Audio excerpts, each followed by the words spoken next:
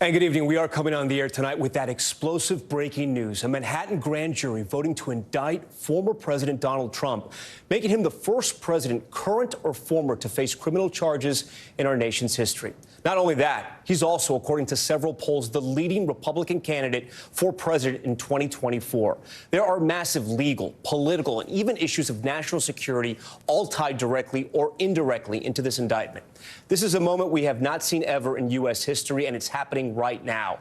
Tonight, we're going to break down all of it for you. There's a lot we admit that we don't know. But tonight, we have a major development in the various criminal investigations against the former president. Here's where we start.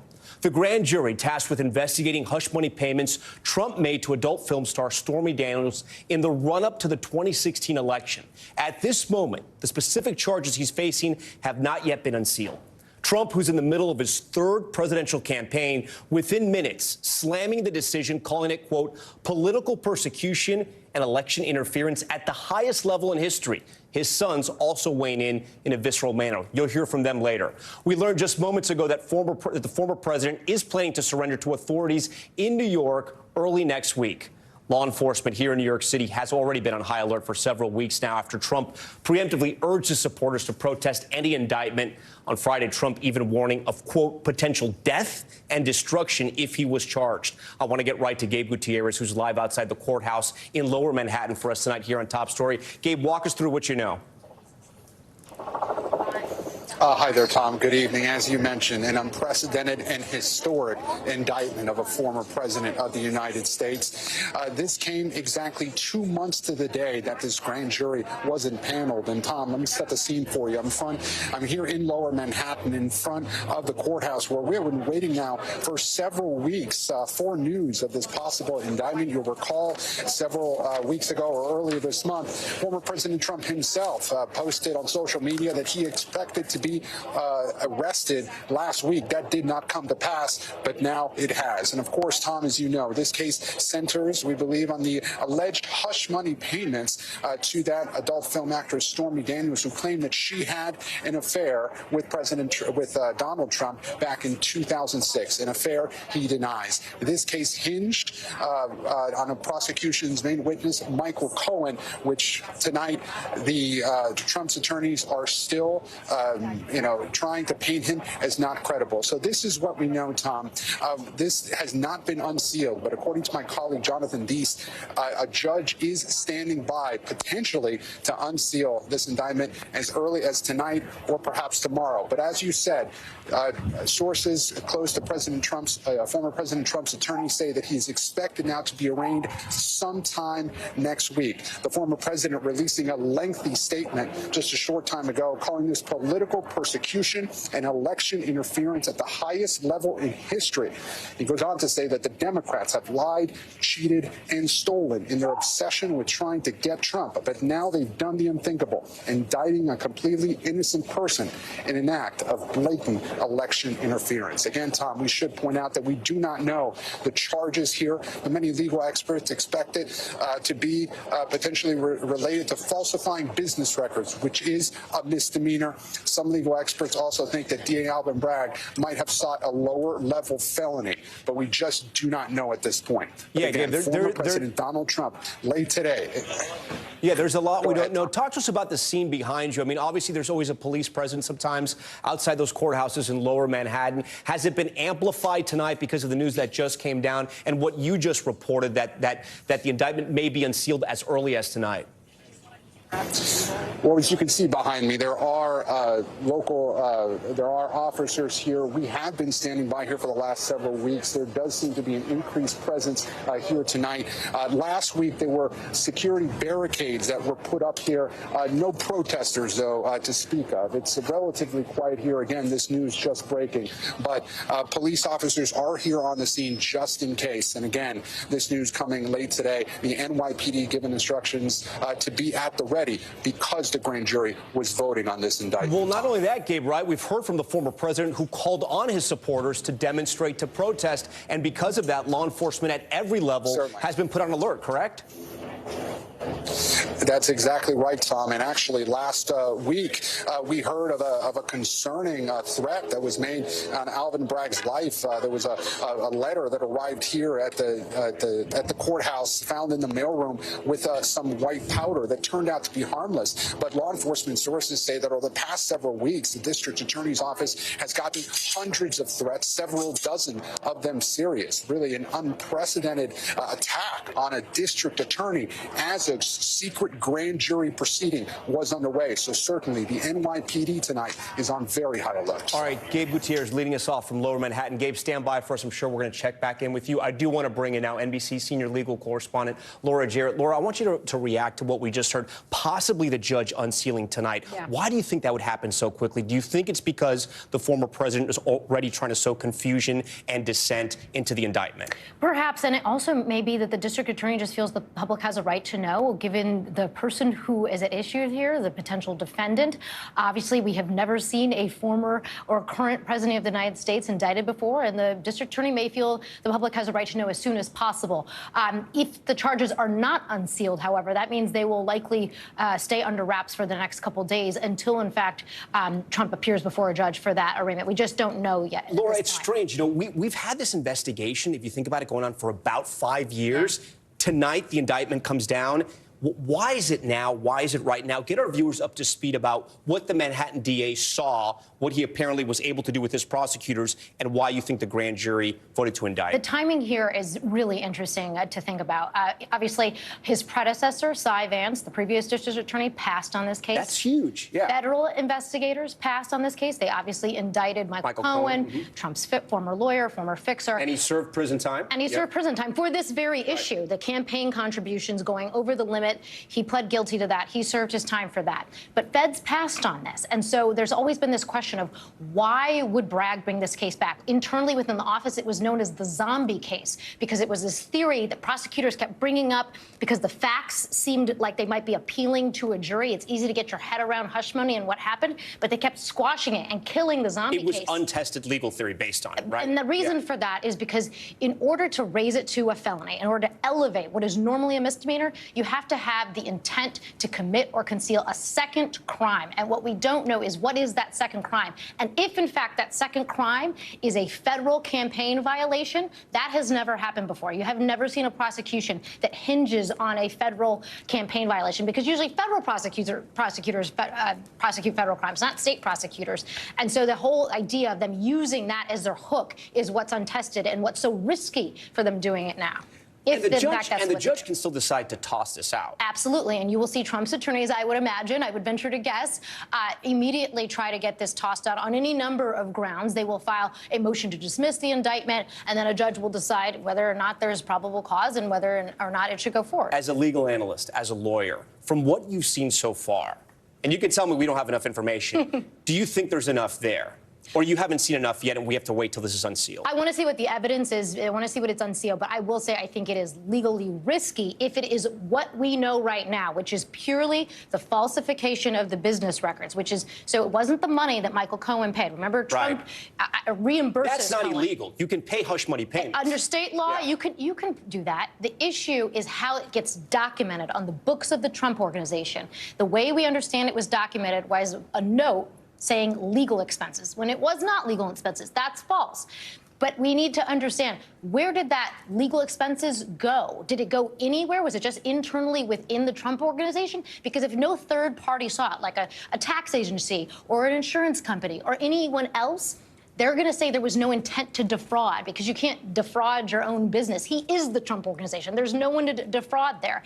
Now, maybe you could try to argue it's defrauding the public, but that's just not the way the law works. Deception is different than fraud. And Trump's attorneys are going to try to gut this on that very issue. On that point, Michael Cohen did admit that he paid this hush money payment. He took a loan out, got the money, paid Stormy Daniels, his lawyer, and then Trump paid him back through legal fees. That's the way it was marked.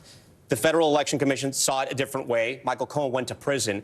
But they've been trying to sort of sow doubt with Michael Cohen as a witness. They tried that with Bob Costello, who worked as sort of a legal advisor to Michael Cohen. That didn't work, right? Even though Michael Cohen has written about this and they sort of try to downplay his role, that he was just obsessed with Trump and he wanted to be in Trump's circle. He wanted a job in the White House. That never happened.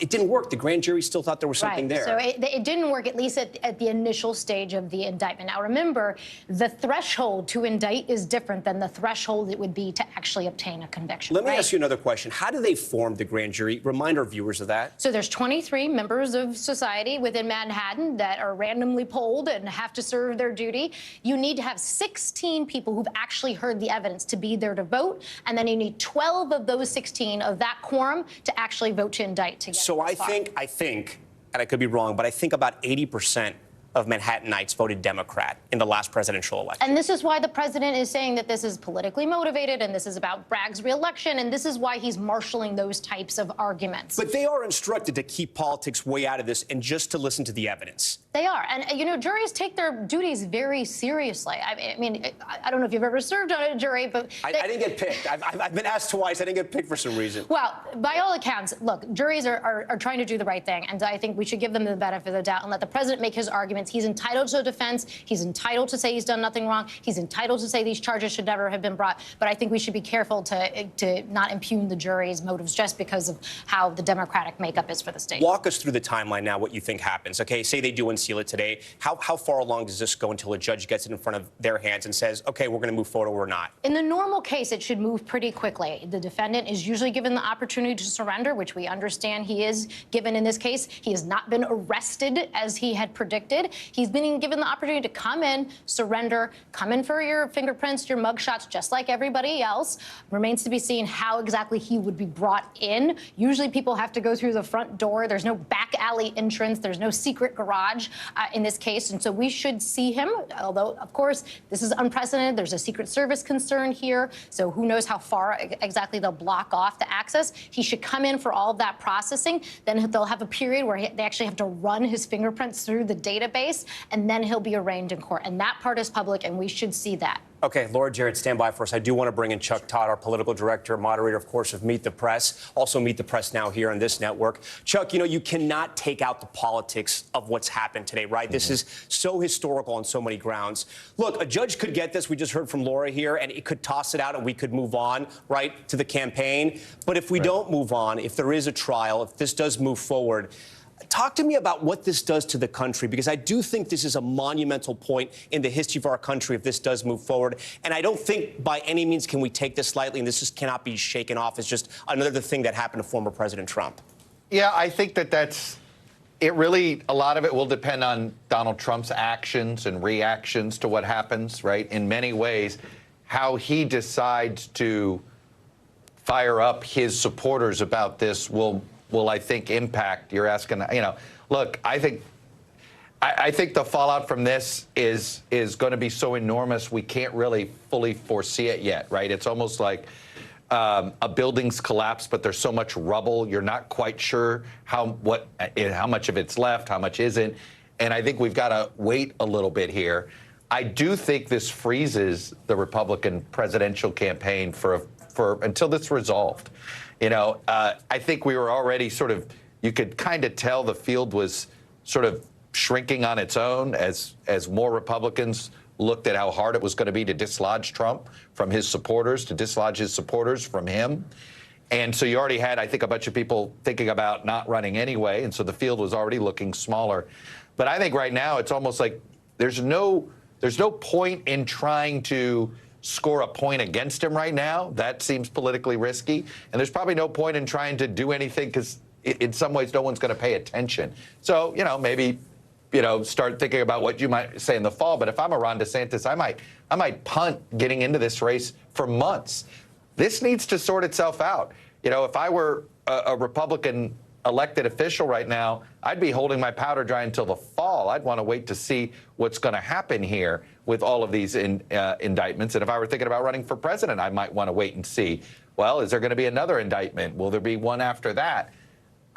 But I think everything is sort of frozen in place here in Republican politics until at least the fall, until at least this one sorts itself out. Chuck, you know, I know we are sort of on uncharted ground here, but the earliest Republican primaries are in August. That is right around the corner.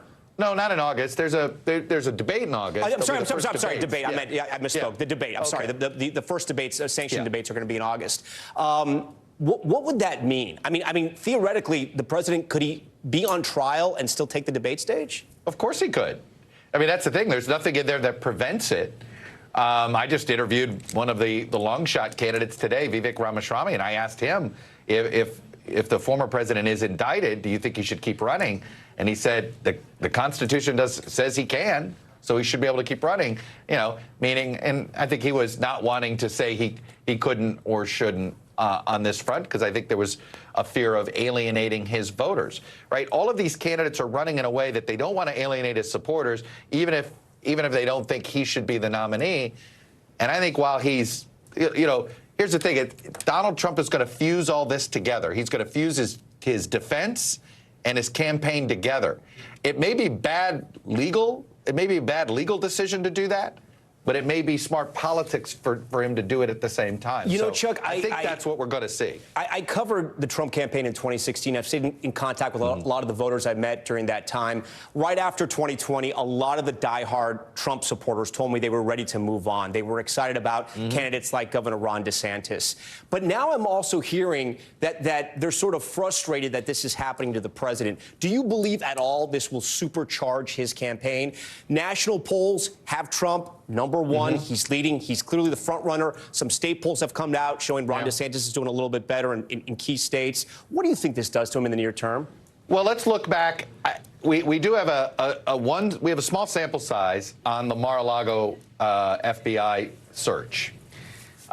Initially, it helped him, right? He unveiled the search, said they were coming after me, and you saw a surge in support. You saw his numbers improve. As we learned more information, it actually hurt them, and you saw a lot of Republicans sort of got some distance from him on that one. I think for now, I think this does supercharge. I think you'll see a big fundraising number for him that he'll be bragging about over the next 24 to 48 hours. All of that wouldn't surprise me at all. Wouldn't surprise me if you saw a short-term burst in more polling that we see come out over the next week or so. But over time, right, as more details come out, it might start to erode, and that's what we saw after Mar-a-Lago. So I don't want to make any prediction there. I will just simply say what we saw after the search warrant was executed in Mar-a-Lago, an initial burst, but then as more details came out and the totality of what he did came out, we actually started to see some erosion again. So I think the details will matter a lot here in seeing how far he can take this politically. And Chuck, how do you think this affects the current president's timeline on when he announces? I mean, we've been waiting for it all year. There's been hiccups, whether it be classified documents or other matters, the Chinese spy balloon. We've been waiting for a lot of things. Do you think this delays the current president's decision to announce? That'll be interesting.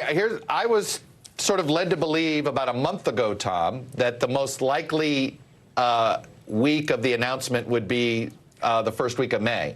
I was told that he's on the same timeline that Barack Obama was on for his reelection. Well, Barack Obama's announced his reelection the first week of May and went to a couple states. So if he doesn't announce the first week in May, then I will come back here and tell you, Tom, yes, this indictment changed their plans, because it's my understanding now that's loosely where they're pointing to next. All right, Chuck Todd, we appreciate all your analysis. Stand by for us as well. We're about to go live to Mar-a-Lago. Before we do that, though, I want to ask a question to Laura. Laura, can the judge restrict former President Trump from going to campaign rallies, from entering a debate stage? I mean, he's going to be a criminal defendant if the case moves forward. Yeah, this is not a case where it's what you call bail eligible, in which you normally see those types of conditions placed on somebody. Usually someone actually posts some money in order for them to get out, and then they can, sort of go about their day. I don't think this is a case where you're going to see a judge place conditions on, for instance, his travel or anything like that, especially if he surrenders. He's not seen as a flight risk. It's not a crime of violence. And so I would be very surprised if you saw any sort sort of conditions on his movements. You see someone who could potentially be on trial at the same time campaigning There's to be the next president. There's nothing in the Constitution that prevents somebody who is being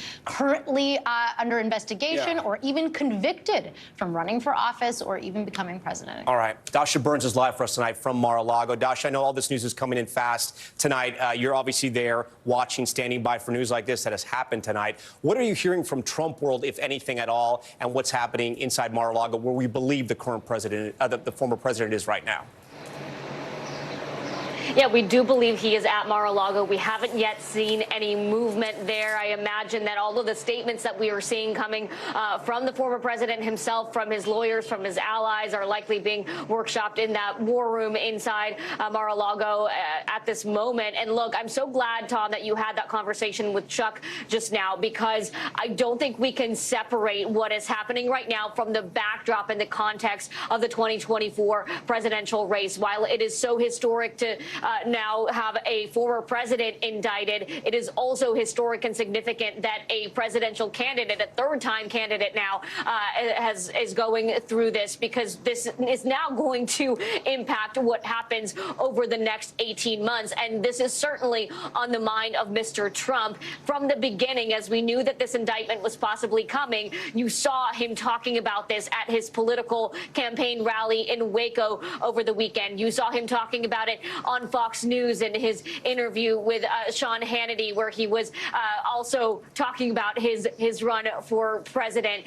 And he does believe, and so do his allies, that this will be helpful for him when it comes to his White House bid. He has been rallying the troops, rallying folks around him. And Tom, you saw this in his 2016 campaign, and he's continued to do this over the years, slowly chipping away at these institutions, whether it's the FBI, whether it's the legal system, what have you, chipping away at these institutions as political weapons, as institutions that are targeting him. And now he's able to use that sort of mistrust that he's sown and say, look, don't trust these guys. Listen to me. I'm the one that can tell you what's actually going on here. He's able to have that conversation directly with his supporters. And I'll tell you, I was having phone calls in conversation with some voters this week. I asked them, would an indictment help or hurt Trump in your eyes? Would it make you more or less supportive of him?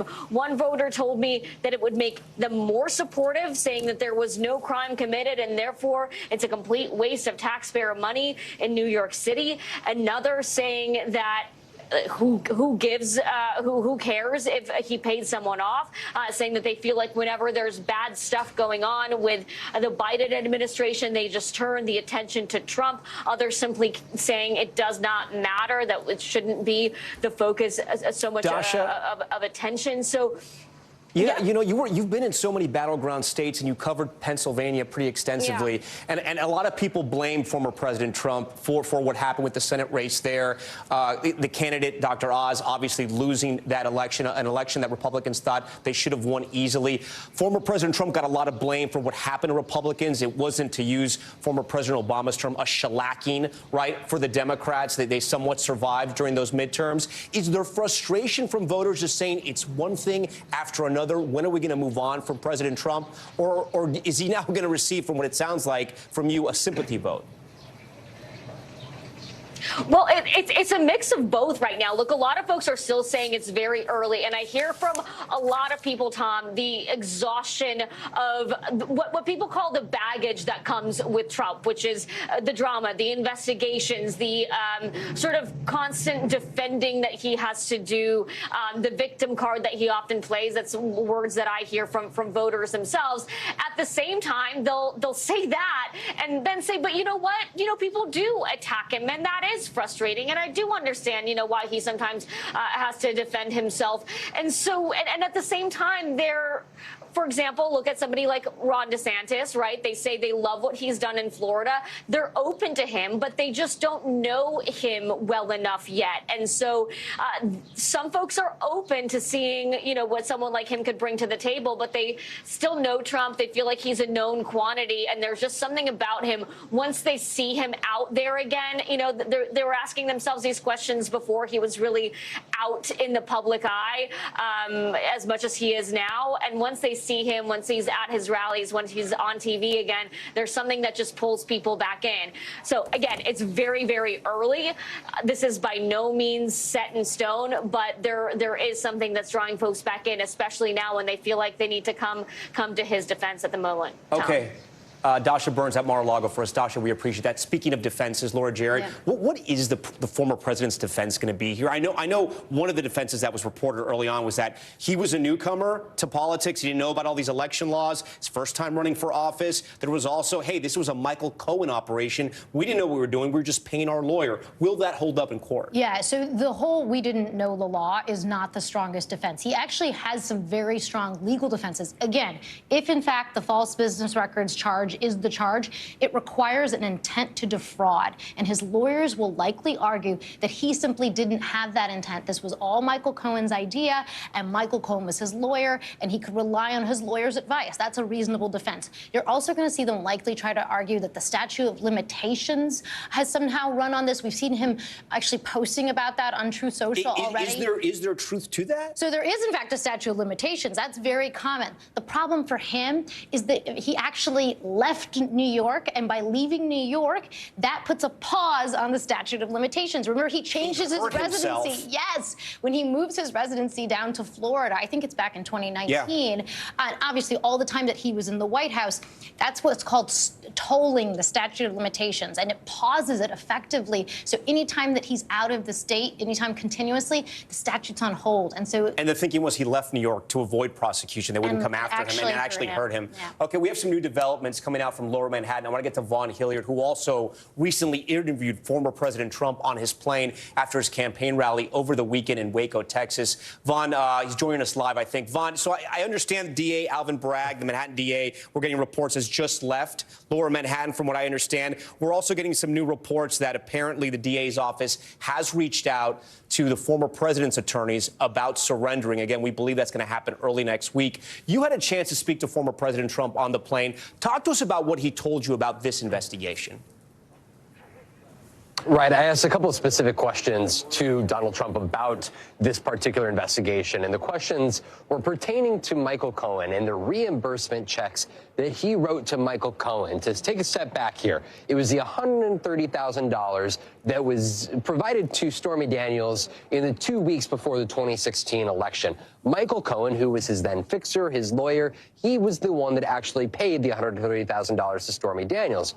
Donald Trump denies ever knowing that this financial arrangement was made or directing Michael Cohen to do it. To note, federal prosecutors in the past had suggested that Donald Trump did direct Michael Cohen. But the questions that I posed to him were, at what point then did he become familiar with this arrangement? Because throughout 2017, Donald Trump was writing personal checks while in the White House to Michael Cohen, reimbursement checks for that $130,000. Because these charges are still sealed, because this indictment is still sealed, and we have not been able to see the contents of them, there are still many outstanding questions as to exactly what prosecutors are charging Donald Trump with. But Donald Trump, when I asked him those questions about that timeline, he refused to directly answer the question of when he became aware. And this could be at the heart of what Alvin Bragg, the Manhattan District Attorney, was looking at if, in fact, an election law violation was being considered by this grand jury. Donald Trump, we should note, Tom,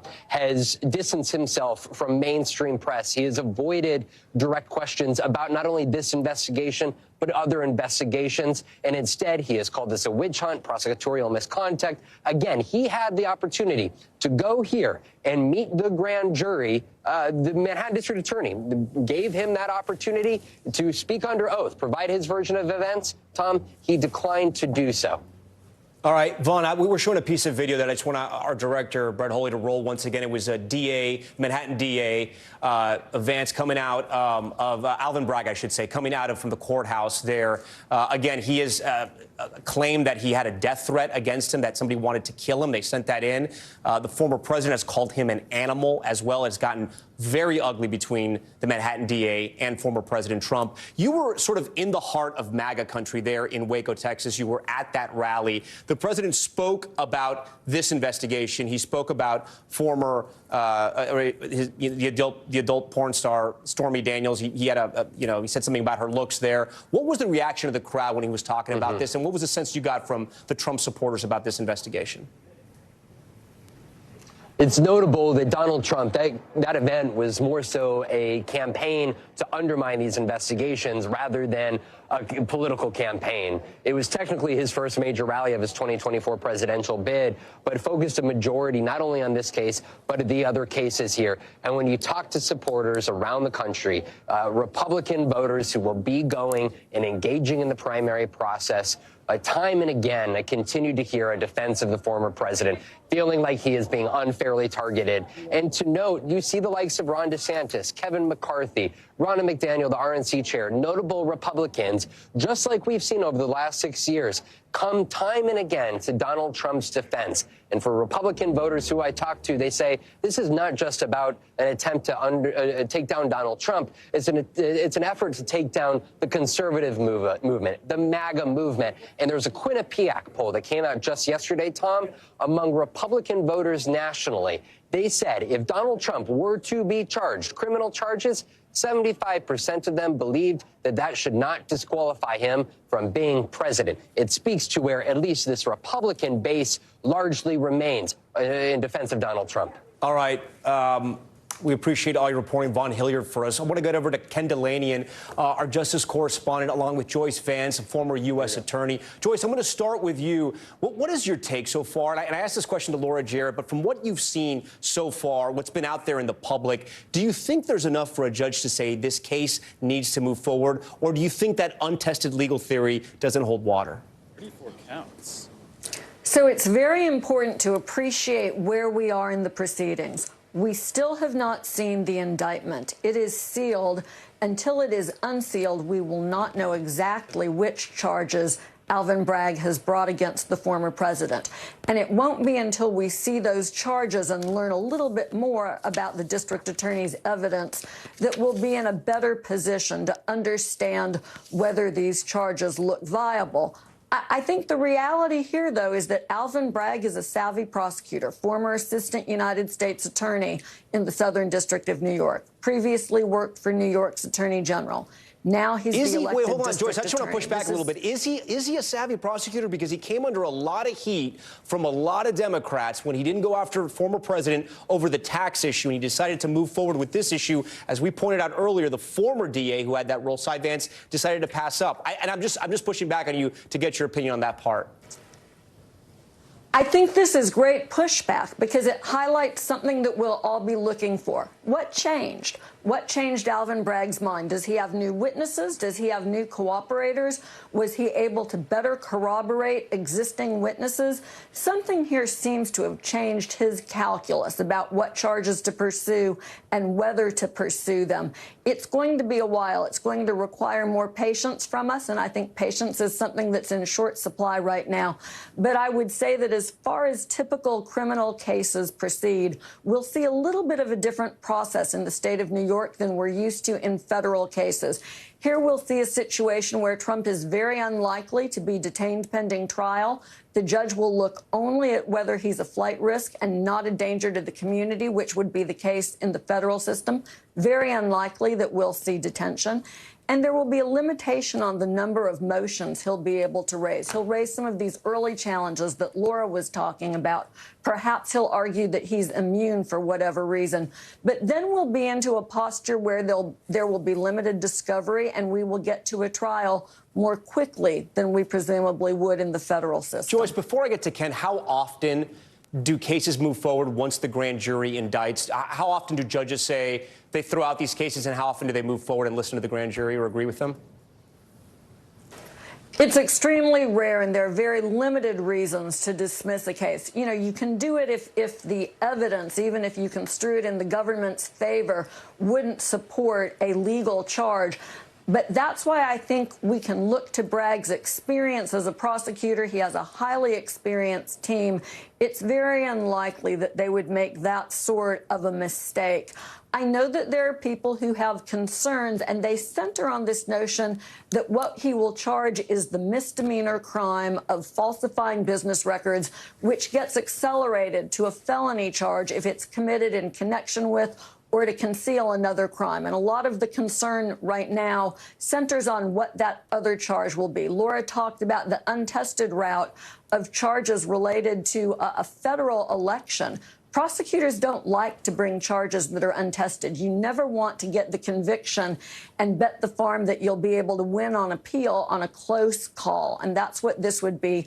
I expect that we will see maybe two, maybe more of these sort of accelerator charges, related charges, and that the devil will be in the details. But it would be wise to withhold judgment until we see the indictment itself. Do you think there's going to be anything in there that's going to surprise us? I would be surprised if we didn't see something surprising. Alvin Bragg has had the benefit of a grand jury investigation that was conducted by both his predecessor, Cy Vance, and by himself. They've had access to witnesses. We even saw David Pecker being recalled in front of the grand jury for the second time just prior to this indictment. Sometimes as a prosecutor, you get a last-minute cooperating witness when you get close to charges. Sometimes new documentary evidence is uncovered. If there are, for instance, transcriptions or tapes that further corroborate witnesses. And that right now is in Alvin Bragg's hands and only Alvin Bragg's hands. It's important to note that what we're hearing about anticipated charges comes from witnesses, perhaps comes from the Trump camp. It does not come from prosecutors. They are not permitted to talk about grand jury proceedings. They are secret as a matter of law. Prosecutors will try their case in the courtroom. All right, Choice fans, we appreciate all your perspective. I want to get over to Ken Delaney. And Ken, give us a sense here. I mean, there's been a lot of reporting and some mixed reporting about what we actually will see, what actually will happen to former President Trump. I know some people think he will be fingerprinted. There have been reports out there that they may have his fingerprints on file because he filed for a gun permit in New York. Will he be handcuffed? Will the public see that? Will he want the public to see that? From your reporting, talking to all your sources at various levels of law enforcement, what's our firmest understanding tonight about what's going to happen to him when he turns himself in?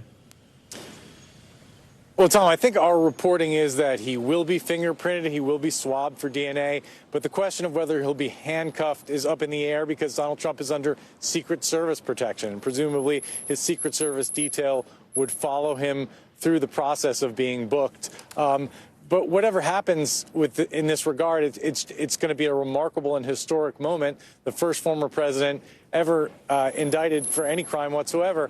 And, I'm standing in front of the federal district court here in Washington, D.C., where two other investigations into former President Trump are ongoing, run by special counsel Jack Smith. And I've been wondering tonight how this turn of events is going to affect those other cases. And I think it cuts both ways, Tom, because, look, at the end of the day, this is a case, and we don't know what this case is yet. Joyce is making very good points. We're all assuming it's a very narrow case, but it could be more than that. But nonetheless, this is a case brought by an elected Democratic district attorney in a liberal city in a blue state. The same could not be said about Jack Smith, who's a career prosecutor, the special counsel here working for the Justice Department, independent of the Biden administration. Had those cases, those federal cases, assuming they are moving towards indictment, had any of those indicted first, it would be harder for even a moderate governor like a Glenn Youngkin, I just saw a statement from him of Virginia, to criticize that as a political prosecution. That's what they're doing in New York. And so there's a risk that it taints the entire effort here. It taints these other cases against these federal cases that are moving forward. At the same time, there's an argument that it takes a little bit of the pressure off. Merrick Garland at some point may have to make a momentous decision as to whether to approve a federal indictment against the former president by the administration of his potential opponent in the next election. That's a huge decision, and it would have been a bigger decision had it been the first indictment. Now it couldn't be the first indictment, and so as this federal investigation proceeds, and it's going in a very dangerous direction for Donald Trump, I think those factors are weighing on. This could be the first of several unprecedented days we've seen in the history of this country. Before you go, Ken, and briefly, I know your sources are deep within the FBI and other law enforcement organizations in this country. How serious is the fear right now that there's going to be something really bad, something really big, just maybe even something even violent once the former president turns himself in?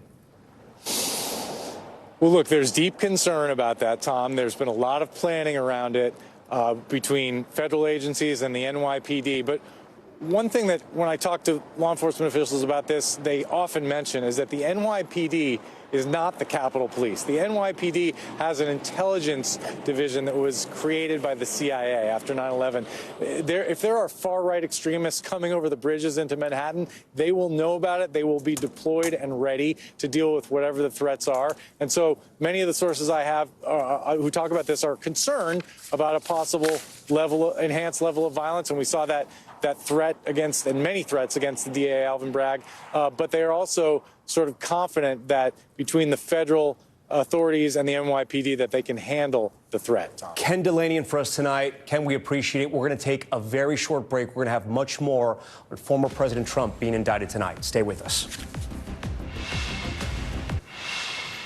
Welcome back to a special edition of Top Story. We, of course, are following that monster breaking news tonight. The indictment of former President Trump here in Manhattan by the Manhattan DA, a grand jury indicting the president tonight. And possibly we may even see the indictment unsealed by a judge later tonight, but we're still waiting on that. Laura Jarrett, our chief legal analyst, is joining us tonight. And Laura, I want to ask you, pretend you are the DA tonight, if you will.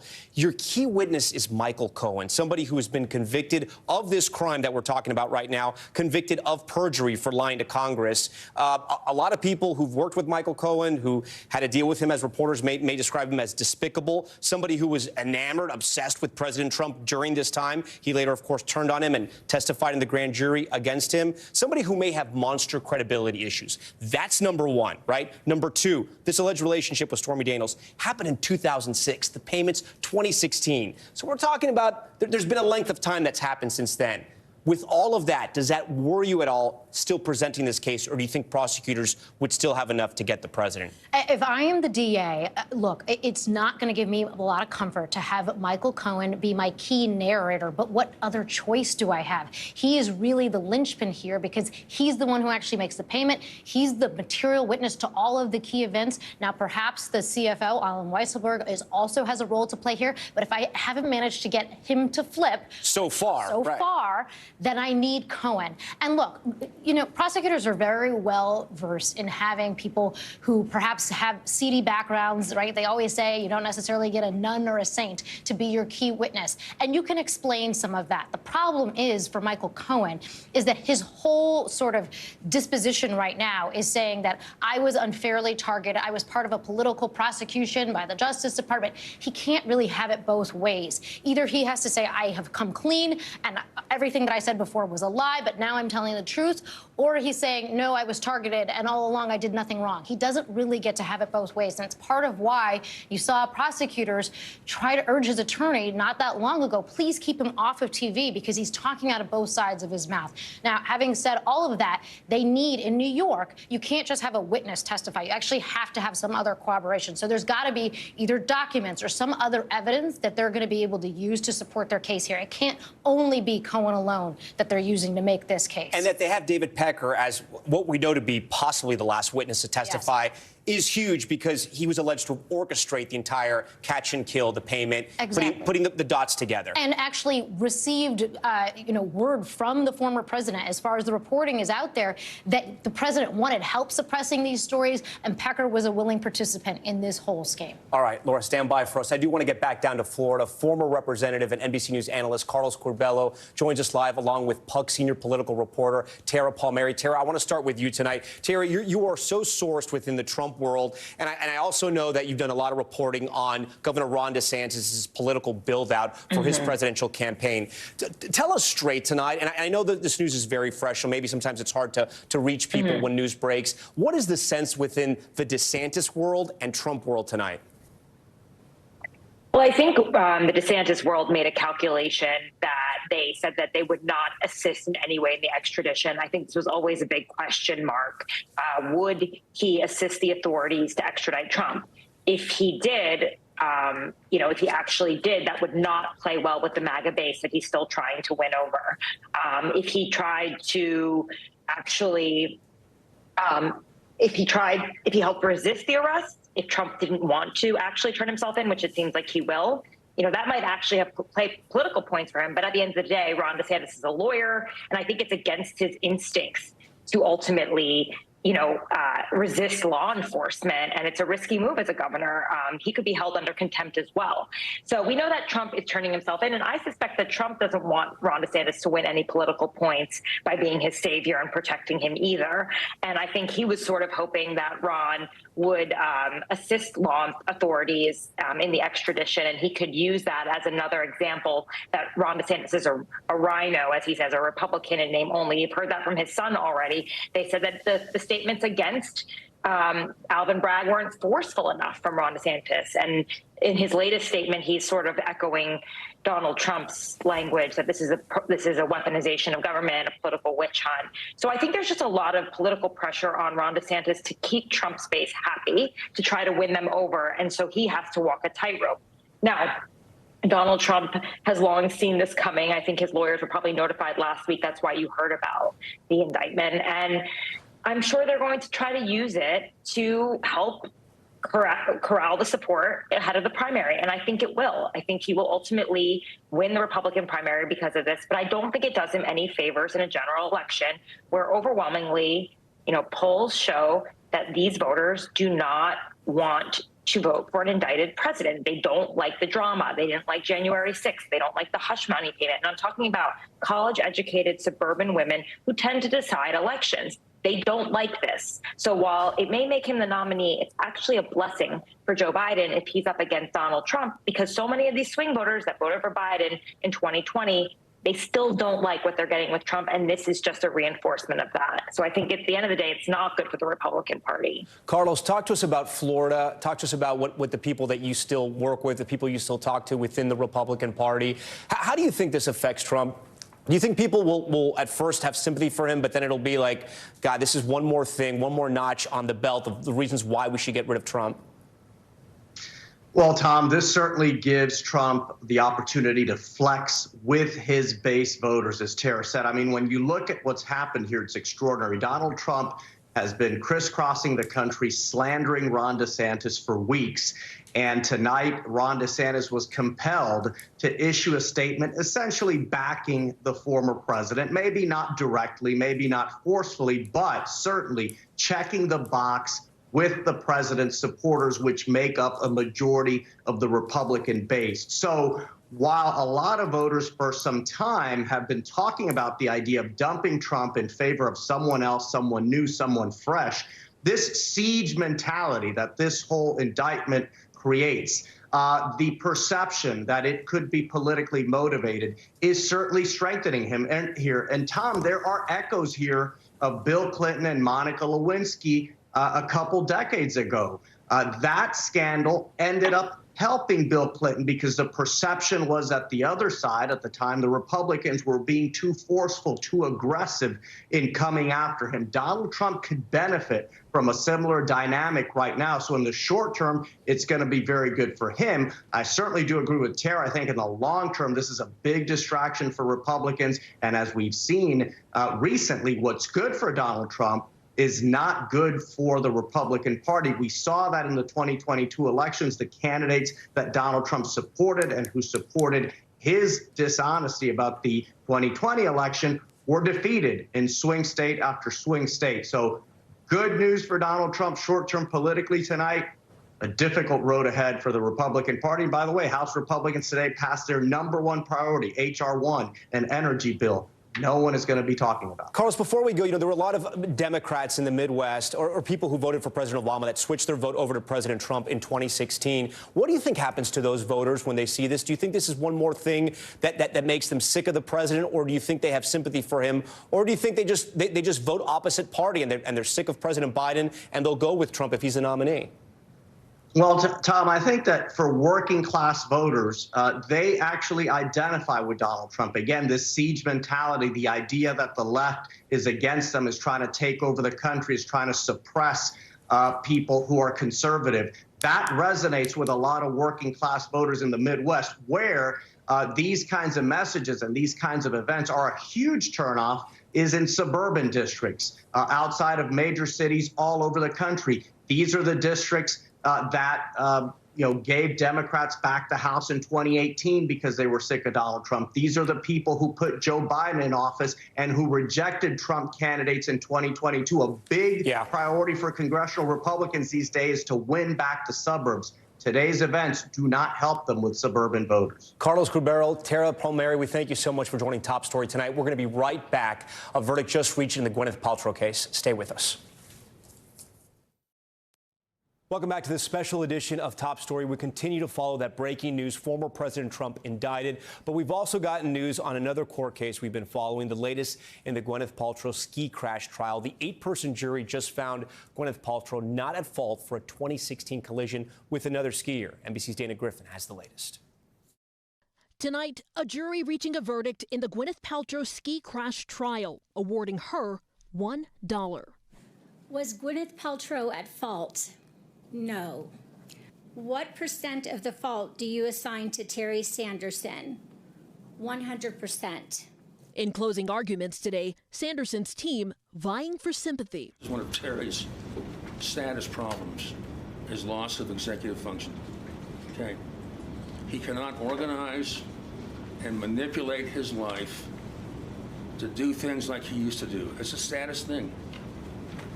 And that's why part of him is still up there on that mountain. While Paltrow's team questioned Sanderson's fitness to be skiing in the first place. His skis are coming in between her. It's because he's looking with his one, by the way, he has like half an eye because he has a cataract in the left eye. Hearing's shot. Sometimes we have to give things up, especially when we're 76 years old. I'm sorry. The defense team recalling Sanderson to the stand, casting doubt on the extent of his injuries by questioning his adventurous travels after the crash. Floated down the Amazon? Yes, I guess so. Costa Rica. Did you do a zip line? Same trip, yes. Did you go to Europe, visit Netherlands, Germany, Switzerland, Italy, France, Belgium? With my daughter, Jenny, yes. Sanderson initially sued Paltrow for just over $3 million, but amended the complaint to $300,000. He alleges Paltrow crashed into him on the slope, leaving him with a brain injury and fractured ribs. Just simply gliding down the hill, not making turns, and always on the right side. And the silence was broken with a hysterical scream. The Oscar-winning actress countersued for $1 plus attorney fees, saying Sanderson was the one who crashed into her, describing it as a, quote, full-body blow. Her attorney calling the claims, quote, utter BS. And 2 skis came between my skis, forcing my legs apart, and then there was a body pressing against me. Okay, Dana, I understand Gwyneth Paltrow has a statement out tonight, and also, will she get those attorney fees? Well, that's going to be decided a little bit later. The judge made it very clear during the instructions that he gave to the jury that they can only decide the $1 damages. Now, had this been reversed and they sided in favor for Sanderson, they would have had to come up with an exact dollar amount. But here's her statement that she sent through her attorney. It reads, I felt that acquiescing to a false claim compromised my integrity. I am pleased with the outcome, and I appreciate all of the hard work of Judge Holmberg and the jury, and thank them for their thoughtfulness in handling this case. Tom? Okay, Dana Griffin for us tonight. Dana, we appreciate that update. When we come back, the latest on the indictment of former President Trump, the memo just sent to the NYPD, plus the new statement from DA Alvin Bragg. We'll be right back. We continue to cover the breaking news. Former President Trump indicted by a grand jury in Manhattan. I want to get right down to NBC's Gabe Gutierrez in Lower Manhattan. Gabe, I know you have some breaking news about a memo just released by the NYPD. Yes, yes, we do, Tom. But first, I want to say that the DA just left here a short time ago under a heavy security presence. We have a new statement from him saying that his office has contacted former President Trump's attorneys. Now, we do not know exactly when the arraignment will happen, but according to Trump attorney Joe Tacopina, that is expected sometime early next week. But we are learning of that new memo sent to NYPD officers just this afternoon, ordering all uniformed officers to be prepared to be on duty at 7 a.m. tomorrow. Tom, this is an unprecedented situation. The NYPD on alert after the indictment of a former president. Yeah, clearly the security situation still on the minds of the NYPD and really law enforcement all across the country. We're going to have to wait and see what exactly happens and when the former president makes his way over to Manhattan. All right, Gabe Gutierrez, we appreciate you and all your reporting. We thank everyone who joined in on the special edition of Top Story tonight. We thank you for watching the show. I'm Tom Llamas in New York. Stay right there. Much more news, including a lot on this breaking news on the way.